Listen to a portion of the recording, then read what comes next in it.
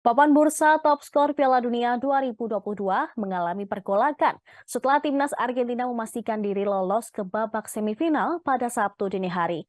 Argentina melaju ke empat besar Piala Dunia 2022 setelah mengalahkan Belanda di Lusail Stadium lewat drama adu penalti yang berkesudahan dengan skor 4-3.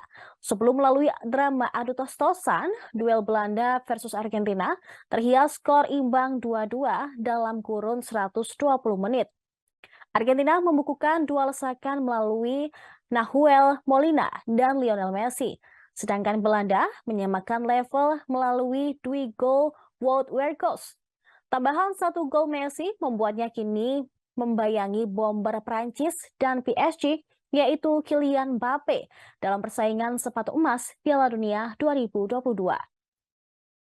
Mbappe membukukan 5 gol, satu lebih banyak dari Messi.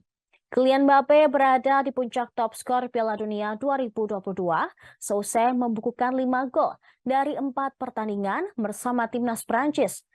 Dia mencatatkan namanya di papan skor saat bermain kontra Australia dengan torehan 1 gol.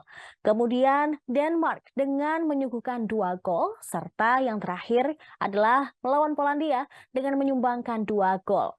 Messi baru menambah pundi-pundi gol saat melakoni pertandingan melawan Belanda dalam perempat final. Lapulga mencatatkan gol setelah berhasil menjalankan tugasnya sebagai eksekutor penalti pada menit 73.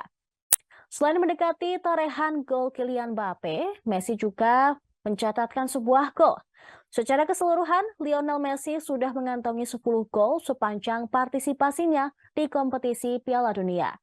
Catatan itu membuat Messi mengukir sejarah. Dia bersama dengan Gabriel Batistuta kini menjadi pesepak bola pria Argentina tertajam di Piala Dunia.